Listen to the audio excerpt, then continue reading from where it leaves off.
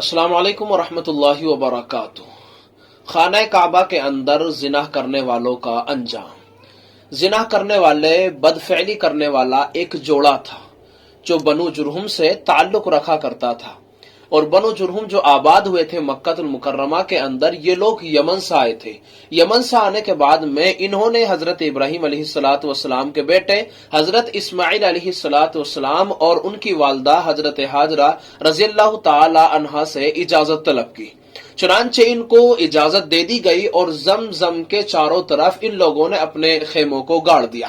اور یہ لوگ یہاں پر آباد ہو گئے، یہاں رہنے لگے۔ آپ جانتے ہیں خانہ کعبہ کی زیارت کے لیے دور دراز سے لوگ سفر کر کے اللہ کا گھر دیکھنے کے لیے لوگ آیا کرتے، اس کا حج لوگ کیا کرتے، اس کا طواف کیا کرتے۔ چنانچہ بنو جرہم ہی کے دو عاشق، ایک عاشق اور دوسری معشوقہ، جس کا نام آدمی کا نام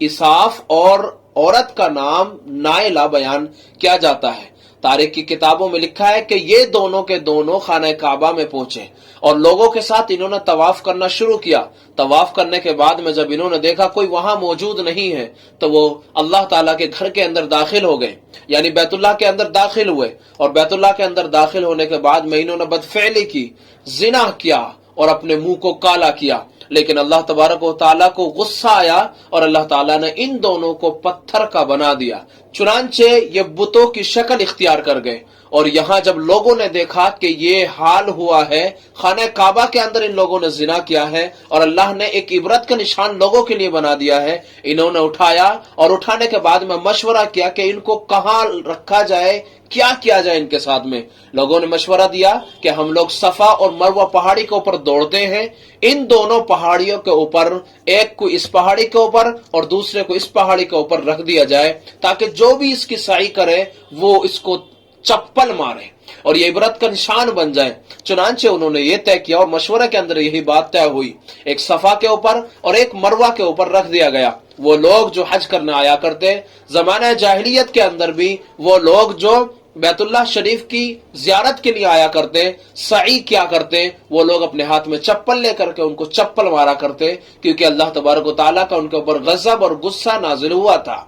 چنانچہ ایک وقت تک ایسا چلتا رہا، اور ایک وقت کے بعد میں پھر انہوں نے چپل کے بجائے ان کو تھپڑ لگانا شروع کر دیا، اور وہ اپنے ہاتھ سے اس کو مارتے تھے۔ چنانچہ ایک وقت تک اس طرح چلتا رہا، پھر اس کے بعد میں انہوں نے چھونا شروع کر دیا، اور چھونے کے بعد میں پھر ایک وقت ایسا آیا کہ انہوں نے ان کو عزت کی نگاہ سے دیکھنا شروع کر دیا۔ اور نبی صلی اللہ تعالی علیہ وسلم کے اس دور کے اندر کہ جب آپ صلی اللہ علیہ وسلم کو نبوت سے سرفراز نہیں فرمایا گیا تھا، یعنی زمانے جاہلیت کے اندر لوگ وہاں آیا کرتے اور ان کو بڑے بت کے طور پر ان کی عبادت کرتے، ان کے آگے سر جھکا دیتے، ان کے آگے سجدے کرتے، یعنی ان کے یہاں ان کے دلوں کے اندر ان کی بڑی عزت تھی۔ کن کی؟ کہ جنہوں نے خانہ کعبہ کے اندر زنا کیا تھا، بدفعلی کی تھی۔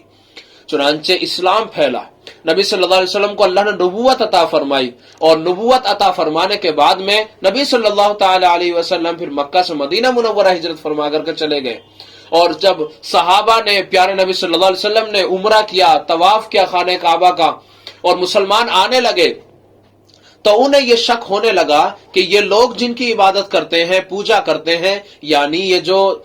اساف اور نائلہ جو دو بڑے بت رکھے ہوئے ہیں صفا اور مروہ پہاڑی کے اوپر، ہم یہاں جائیں گے تو یہ کہیں شرک تو نہیں ہوگا؟ ان کے دل کے اندر یہ خدشہ تھا۔ چنانچہ اللہ تبارک و تعالیٰ نے قرآن مجید سورہ بقرہ پارہ نمبر 2 میں اللہ تعالیٰ نے یہ آیت کریمہ نازل فرمائی، ان الصفا والمروۃ من شعائر اللہ فمن حج البیت او اعتمر فلا جناح علیہ ان یطوف بہما ومن تطوع خیرا فإن اللہ شاکر علیم۔ یہ آیت کریمہ نازل فرمانے کے بعد میں اللہ نے ان مسلمانوں کے، ان صحابہ کے اس شک کو دور فرما دیا، اور وہ جو دو بت رکھے ہوئے تھے جو اللہ نے بطور عبرت کے لوگوں کے لیے رکھ رکھا تھا، وہ جو لوگوں نے بطور عزت کے رکھے تھے، لیکن اللہ تعالیٰ نے ان کو بطور عبرت کے بنا کر کے پیش فرمایا، چنانچہ اس کو توڑ دیا گیا۔ اور خانہ کعبہ کے اندر جو زمانے جاہلیت میں انہوں نے بت بنا کر کے رکھ دیے تھے، ان کو بھی توڑ دیا گیا۔ پھر اللہ تبارک و تعالیٰ نے لوگوں کے لیے بطور عبرت کے اس طرح سے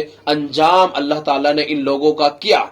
चुनांचे ये वाक़या हमें सबक देता है कि अल्लाह तबारक व तआला के घर हो या अल्लाह ताला की जमीन हो, गुनाहों से महफूज रहना चाहिए। मालूम नहीं किस वक्त अल्लाह ताला को गुस्सा आ जाए और किस वक्त हमारी पकड़ फरमा ले। जरूर नहीं है कि अल्लाह ताला के घर के अंदर अगर गुनाह किया जाए तभी पकड़ेगा, बल्कि उसकी जमीन के ऊपर भी अगर गुनाह किया जाए तो वो जब भी पकड़ने के ऊपर ताकत रखता है और उसकी पकड़ बहुत सख्त है, उसकी पकड़ बहुत मजबूत है।